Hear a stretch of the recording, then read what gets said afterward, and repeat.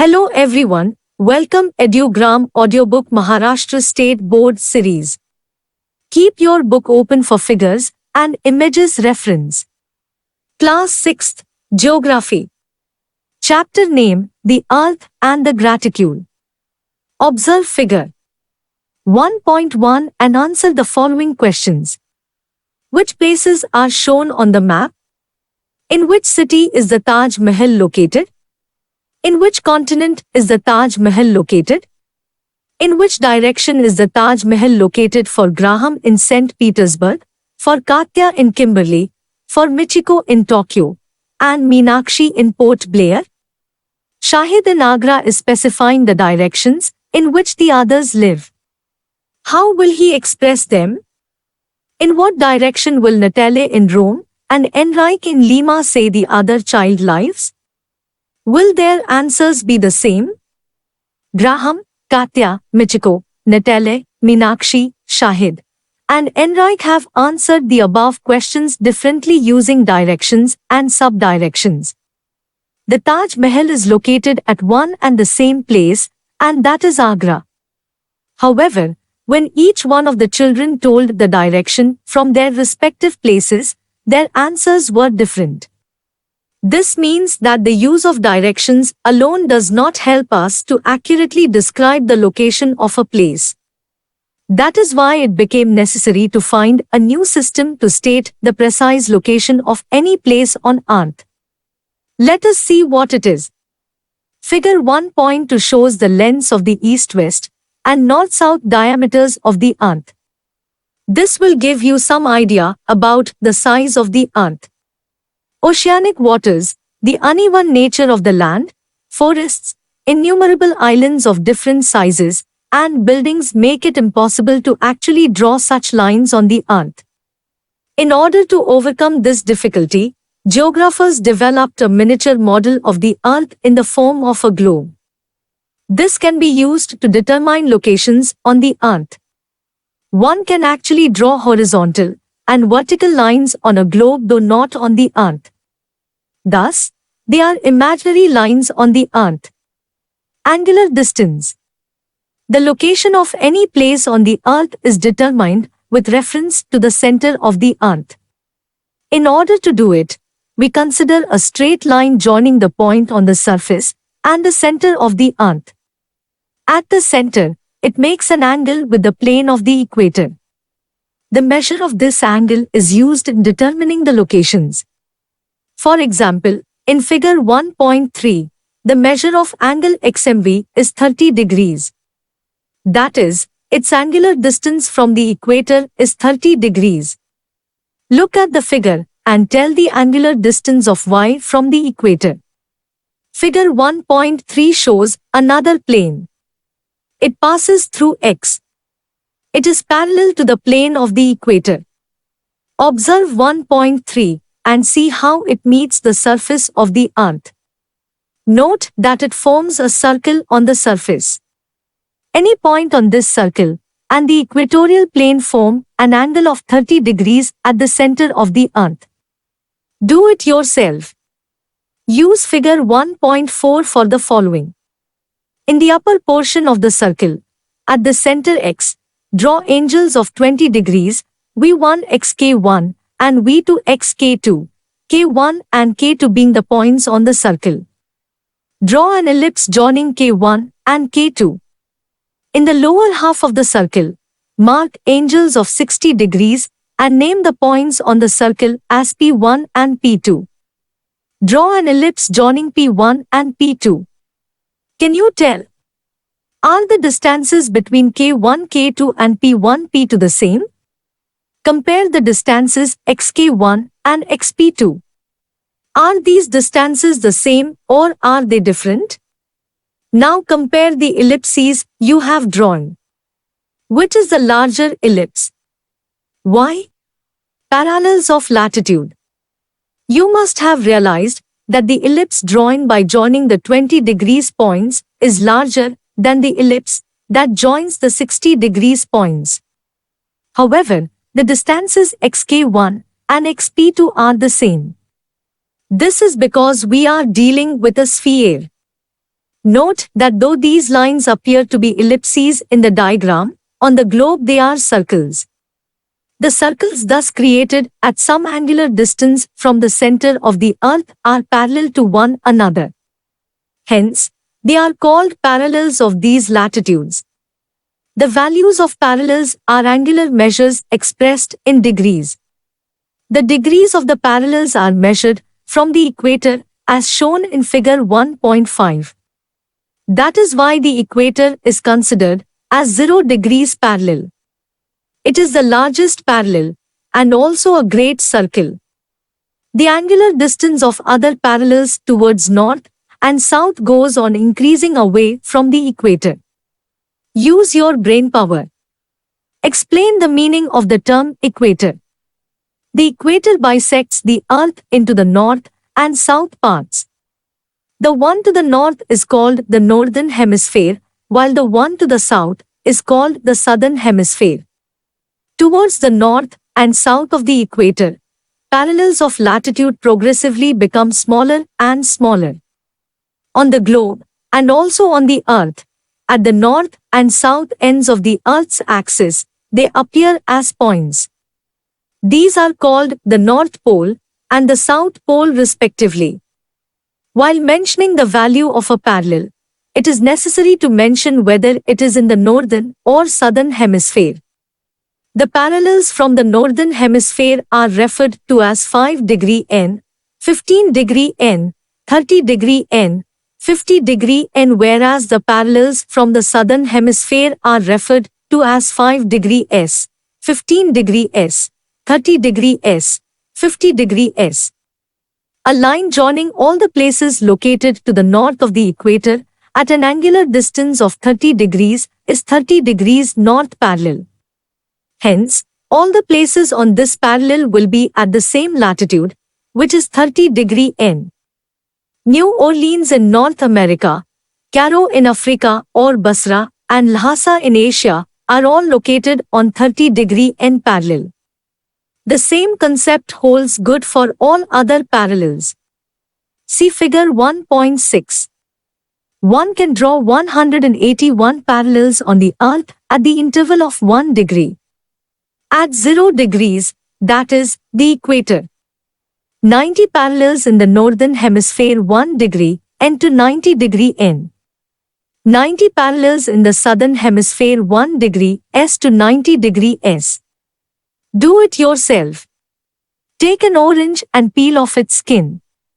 You will see the segments inside and thin vertical lines on them. Carefully take out one segment. Observe the segment and the gap it has left in the orange. See figure 1.7. See if the shape of the central and terminal portion of the segment is the same or different. See if the angle of the gap is the same at all points. Find how many segments there are in orange. An orange is spherical, with a circular cross-section. There are 360 degrees in a circle. The Earth being spherical, we consider 360 degrees with respect to the Earth as well. In figure 1.8, ABC, definite, GHR have the same measure, 50 degrees. However, the distances between A and C, D and F, and G and I are different when measured on the Earth's surface. That is because the Earth is spherical in shape. Do it yourself. Use figure 1.9 to do the following. Let the line AM be 0 degrees. Draw the line MB. Measure the angle it makes with the line AM and write it near B. Note the semicircle that passes through B and joins the north and south poles. Trace it. Now join MC. Measure AMC and write it next to C. Draw a semicircle that passes through C and joins the north and south poles. Draw a line that passes through point A at 0 degrees and joins the north and south poles. Meridians of longitude. You will realize that the lines are drawn from points A, B, and C make angles at M, the center of the Earth on the plane of the equator. Through these points, we can draw semicircles joining both the poles. Meridians of longitude. You will realize that the lines are drawn from points A, B, and C make angles at M, the center of the Earth on the plane of the equator. Through these points, we can draw semicircles joining both the poles. Starting with point A, we can draw similar semicircles through points placed at each degree. These semicircles are known as meridians of longitude. One of these meridians is considered to be 0 degrees. It is known as the prime meridian. The angular distances of the other meridians from the prime meridian are measured in degrees and are called longitudes. You have done this in the activity based on figure 1.9. The 0 degrees and 180 degrees meridians lie opposite on the globe, forming a circle. This circle divides the Earth into the eastern and western hemispheres. All meridians are equal in size. Meridians in the eastern hemisphere are labeled as 10 degrees E, 25 degrees E, 135 degrees E, etc., while in the western hemisphere they are labeled as 10 degrees W, 25 degrees W, 135 degrees W, etc. 30 degrees E is the semicircle that joins all places at an angular distance of 30 degrees from the prime meridian. Some of them are Cairo, Harare and Durban in Africa. See figure 1.6. Though the Earth is huge in size, we can tell the exact location of places on the Earth using latitudes and longitudes. Note that the distance between two adjacent parallels is the same everywhere, but the distance between two adjacent meridians is not the same everywhere. We can see this even on the segment of an orange. The distance between the meridians is the maximum on the equator and goes on reducing towards the poles. At the poles, it is 0. The distance between any two adjacent parallels is 111 kilometers on the surface of the Earth. The distance between two adjacent meridians is also 111 kilometers on the equator. To locate the places within this distance of 111 kilometers exactly, we need to divide the unit degree into smaller units. Degrees are divided into minutes, and minutes into seconds.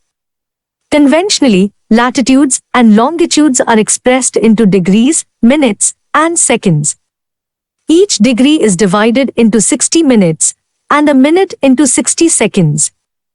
These values are expressed using the symbols degrees, minutes, seconds.